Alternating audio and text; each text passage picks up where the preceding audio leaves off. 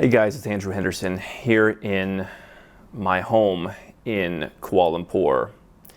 And today I want to make a different kind of video because I want to talk about something that's very important, something that I've been thinking about for a while.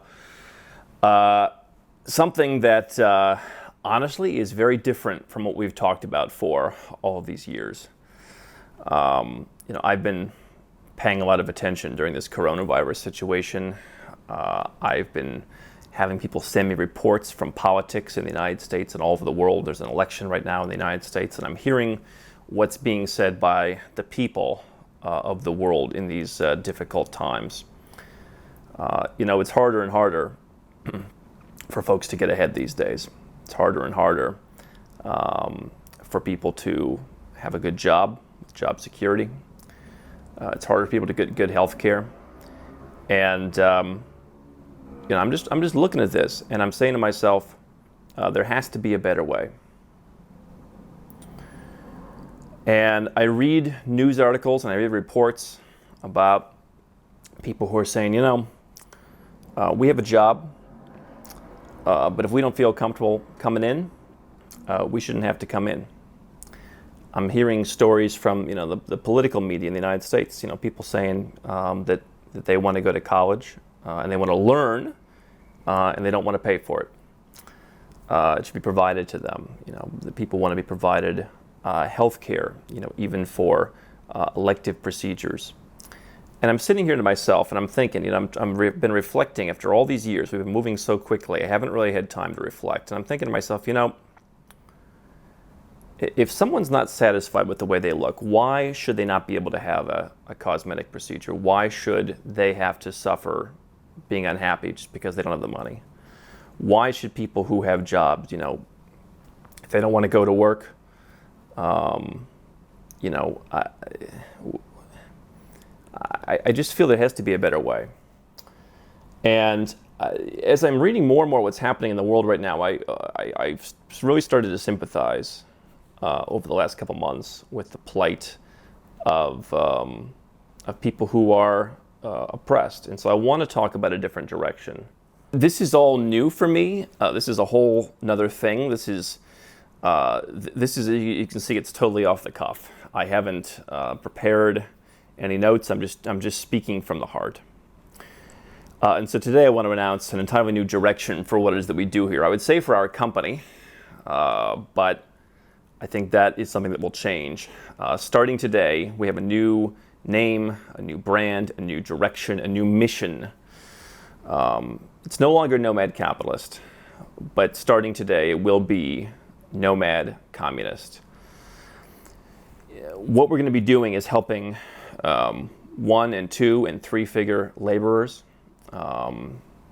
unite and stand up and take back their rights.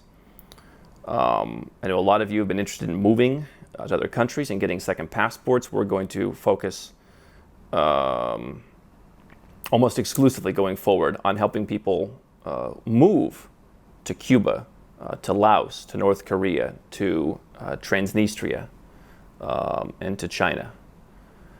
There are hidden safe havens for the workers out there that no one's talking about. You've heard of China, you've heard of Vietnam.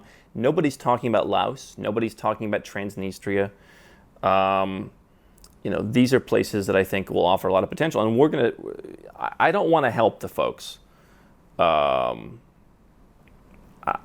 can no longer help the people who are oppressing everyone else.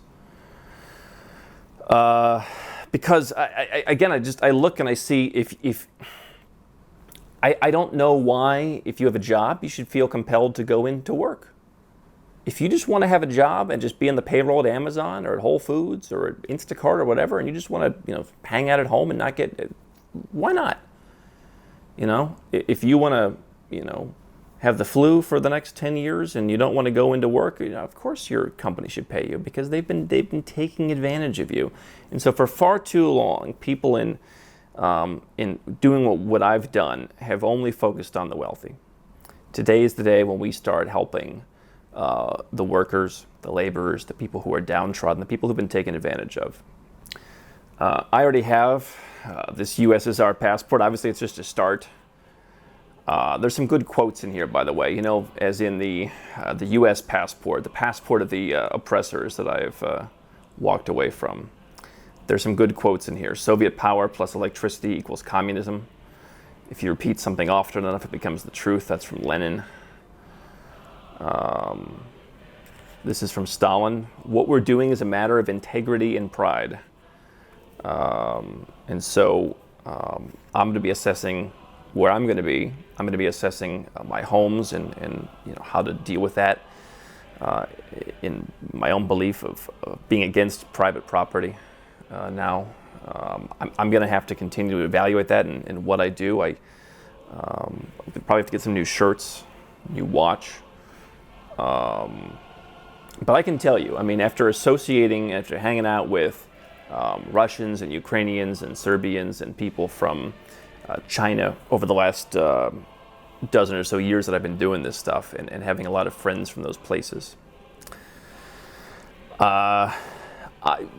they've told me how this whole communism thing works, and I'm convinced it's the right thing to do.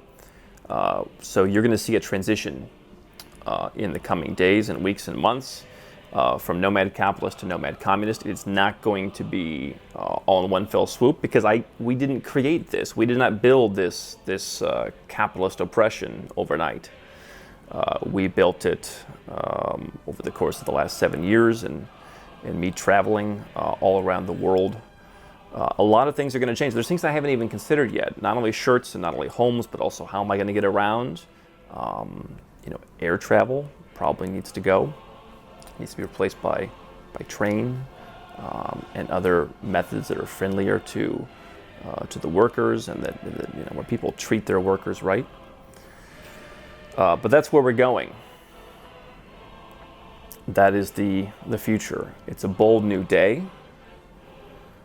As you look at your calendar and it says April 1st, and you realize that this is, of course, April Fool's.